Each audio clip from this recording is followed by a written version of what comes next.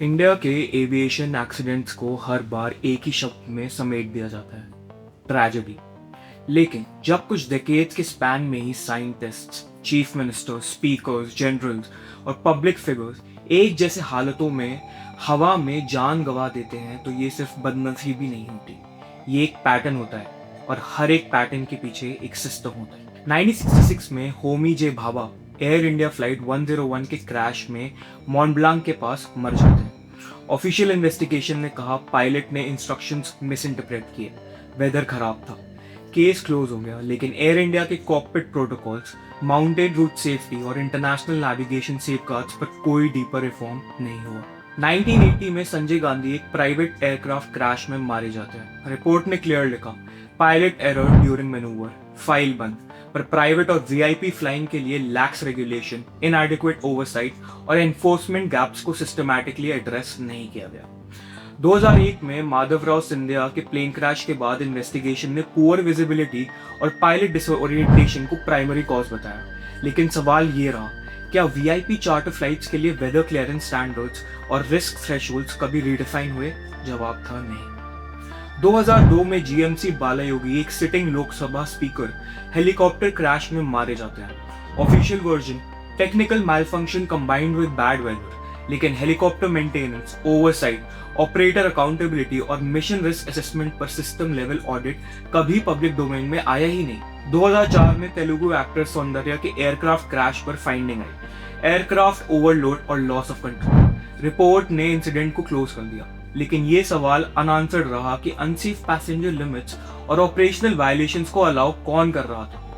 2005 में इंडस्ट्रियलिस्ट ओम प्रकाश जिंदल और Haryana power minister Surendra Singh helicopter crash में मारे जाते हैं। इंक्वायरी ने सडन टेक्निकल फेलियर को रीजन बताया, लेकिन वीआईपी हेलीकॉप्टर फ्लीट्स के सेफ्टी ऑडिट्स, पायलट फिटीक और ड्यूटी आवर स्ट्रेस पर कोई बाइंडिंग रिफॉर्म फॉलो नहीं हुआ। 2009 में आंध्र प्रदेश के चीफ मिनिस्टर वाईएस राजशेखर रेड्डी का हेलीकॉप्टर क्रैश होता है। ऑफिशियल कंक्लूजन, वेदर डिटोरिएशन और पायलट एरर।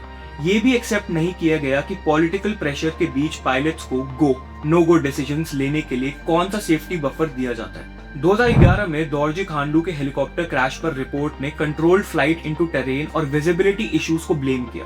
लेकिन नॉर्थ ईस्ट जैसे हाई रिस्क रीजन्स के लिए specialised mountain flying protocols decade से पेंडिंग रहे और पेंडिंग ही रह गए। 2012 में चाइल्ड एक्टर तरुणी सचदेव के नेपाल प्लेन क्रैश पर टेक्निकल फेलियर को कॉज बताया गया। लेकिन रीजनल एविएशन सेफ्टी एनफोर्समेंट और क्रॉस बॉर्डर ऑपरेशनल स्टैंडर्ड्स पर कोई हार्ड करेक्शन नजर नहीं आया।